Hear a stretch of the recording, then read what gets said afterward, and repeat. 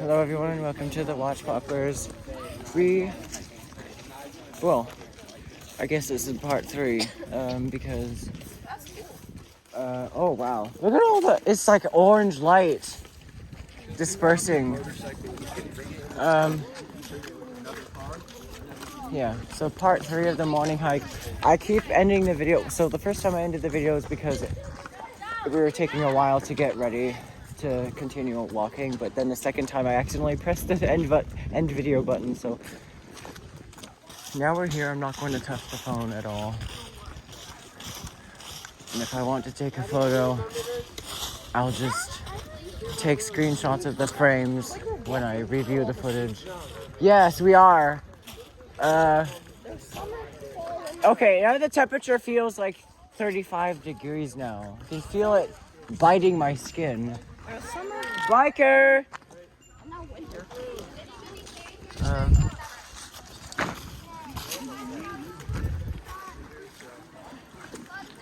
It almost looks overcast. It's so strange. Ah, it's a pink. Where did that come from? Why? Pink lady, but like super pink. Why is an apple pink? I've gotten them at the Mirage.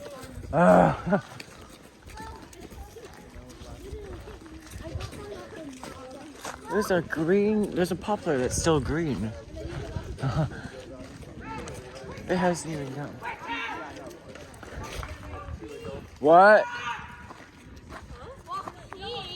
Wait, you're over there? Why are you there?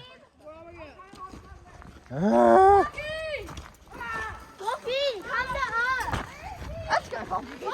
Let's go. Oh my god, this is very nice. What?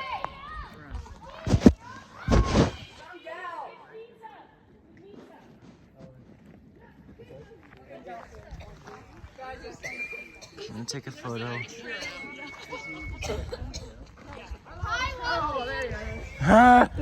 Wait, are you with anybody? What? Walk on!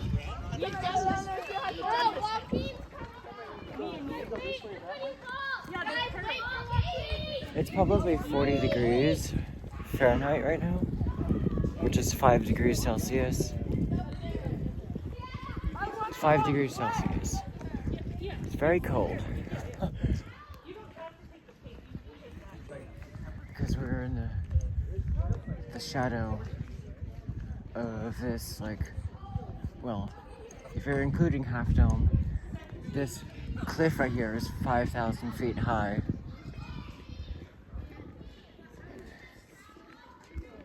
It is like stupendously prominent.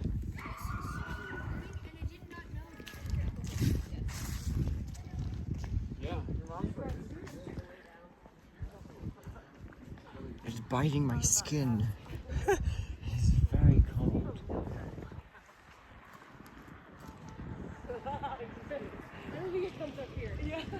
I think our campground is the nearest bus stop. Oh my god, imagine if there's a flood here and then all just the leaves just flowing down. Well, I think this does have water. Well, there is some water, but it looks like, well, last time I was here, there was a lot more water, and actually, in fact, there was like, it was roaring, actually. Oh, really? Oh, when were you here, then? Well, both 2021 and last year. Oh, really? Yes. We came last fall? But now here, I noticed this morning that Yosemite Falls is dry. And then, Yeah, I'm wondering if I mean, it was dry last year.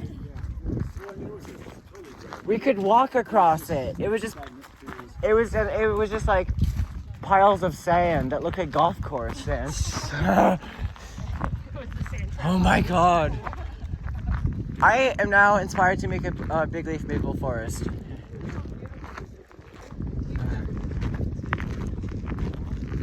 Oh my god. I guess your first time is the best time because last year it was a bit, all the maples were past their peak, almost dropping all their leaves. And in 2021, it was almost winter, actually. And only a little bit of the oak leaves remained. But now this is the latest I've seen the fall colors get, which is a good sign because there is a cold front coming, and that means it's going to snow on the fall foliage, and people call that snowliage. Snowliage? Yes.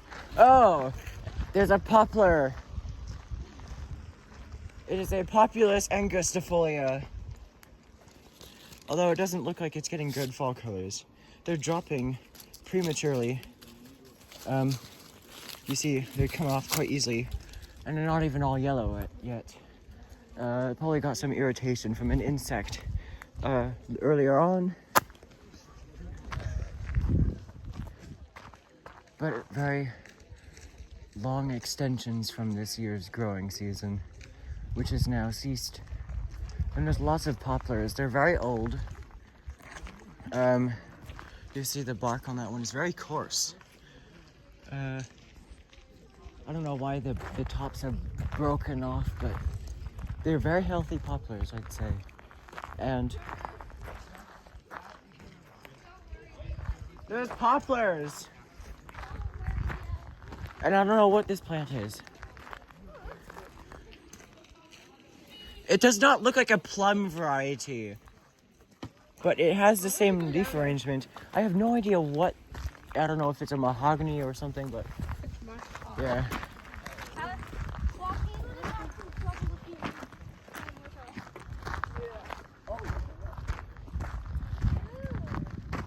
So there's more poplars growing next to this incense cedar. There's the California black oak fall colors. They stay on quite easily. They don't come off very easily, but this is even the fall colors. I usually like collecting the seeds off of plants that get fall colors. Even if the fall colors are not very nice. I just love deciduous trees.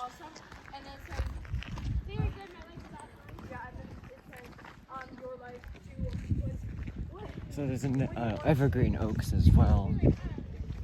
They have adapted to growing in this cold environment where you start getting frost in sometimes early October, but this year that didn't happen because we had that heat wave.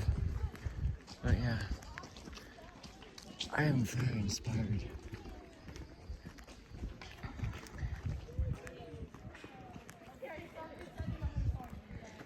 And these poplars have gotten a little bit better fall colors, but they still have that same irritation on the leaves.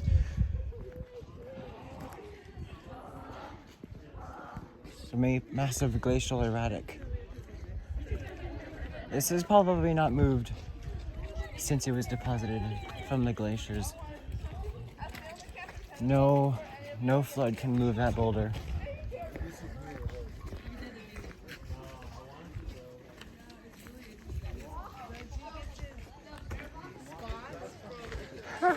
Oh wow.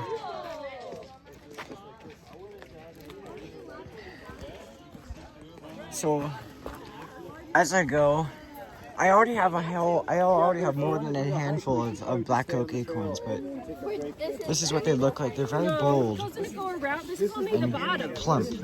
So I have over a handful of that. But this is what they look like.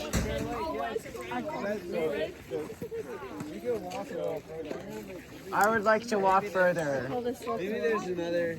Yeah, it's actually a loop. Actually, it loops around the lake. There's a part of the trail that loops around the lake. Oh, this is a very good lake, guys. Where's the lake? So much water. Well, I don't see it's very arid. We had a dry autumn, so we had the dry summer, so I know. there is no meltwater. It is completely dry, actually. There's a willow here. I don't know what kind of willow, but it looks like the crack willow that I see at the San Pablo Creek. It's a very upright structure. I don't know if it's a raft or It looks like it's multiple willows. So yeah, I'm not keeping this acorn. I have too many. But they're all over the place. There's acorns here. Just, yeah. I would like to collect a cedar seeds, but I don't see any available.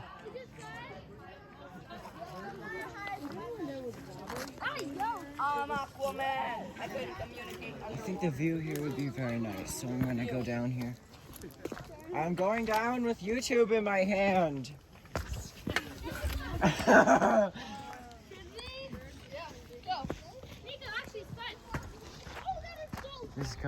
You can't get sand in your shoes.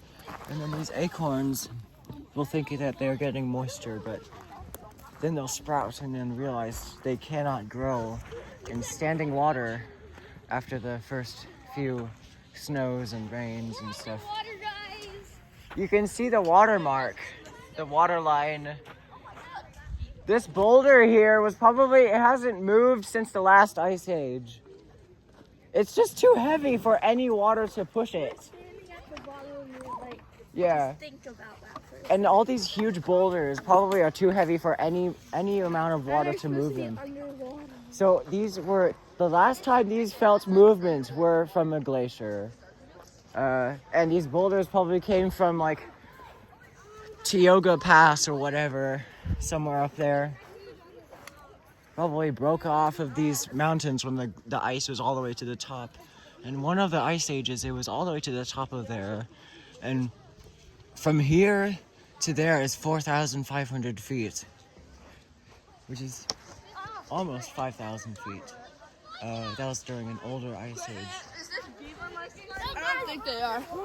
No, someone was hacking at that with a machete or something. We're underwater. Yeah. So there's usually water here? Well, I guess so. Yeah, in the summertime. Yeah. Bro, excuse you. I am recording. What? It is a cave. It probably never snows under there. It's probably very protected. Well, it's like My thumbs are frozen. snow would probably come down anyway. Yeah, a very light snow, but like, it'll still get cold, except like, yeah, you won't get snowed on. Everyone's enjoying being able to explore the dry pools. These, I guess, pools. This is not the actual lake, but this is a pool. And you can see all the sediment where the water is moving. And you can see the ripples here where it undulates down. So the basic hills and valleys of the sand here are the natural. They're all caused from the. Oh, it's granite. Oh yeah. There's a granite. Yeah. There's 3 ingredients that make this. Oh, it's very crumbly too. Not even here. It looks very fresh. There's biotite mica, feldspar, and then quartz. All that is made out of bamboo. Yeah. That boulder over there probably has not moved since the last ice age. Yeah. It's too heavy for any water to move it. Unless if it's a nuclear bomb. Well, I doubt. I very doubt that any testing. Do you want the rocks back? Yes. Yeah. You're I found a welcome. couple of these with my mom. Yeah, they're really nice. Yeah.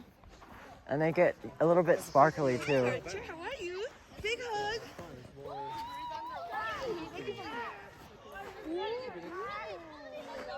It's willow thickets. Willows. A lot of these rocks can act like slides. They're very slippery on some sides. And they're very fun.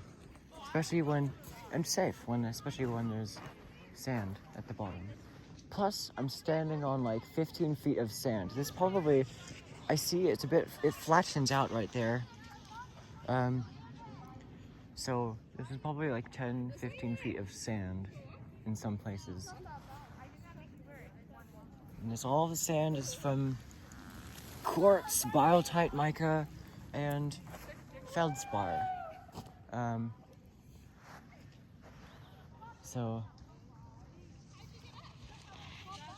And it's all mixed locations, jumbled locations. Some of it could have been landslides that broke off of this. There's a part of the trail that goes over there on this side of the valley, and you get to be at the base of a landslide deposit from, I'd say, many, many years ago. So that part, I think, it broke off of that pale cliff face right there. Yeah. So all of the surfaces here were glaciated.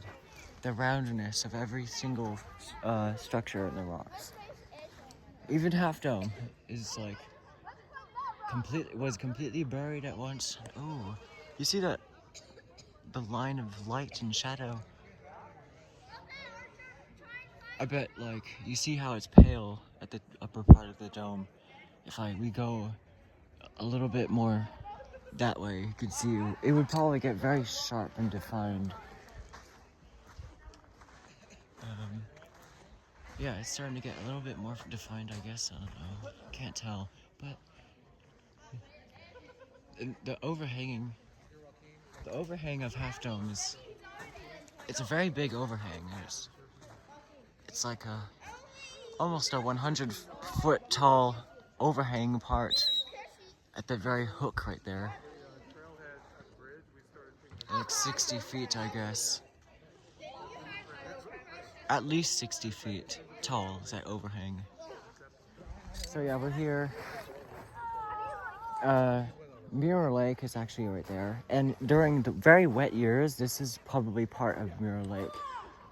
But most years, this is just a pool, like a tide pool, a runoff pool. And yeah, there's lots of inspiration here.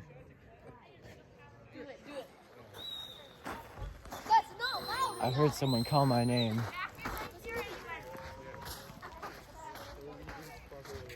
Wait, what?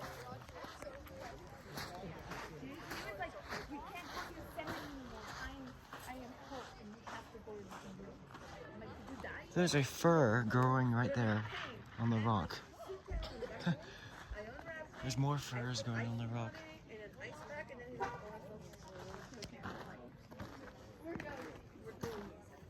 And it is off season to collect willow cuttings, but I'm sure if I came here in late winter or early spring, this would certainly root as a cutting.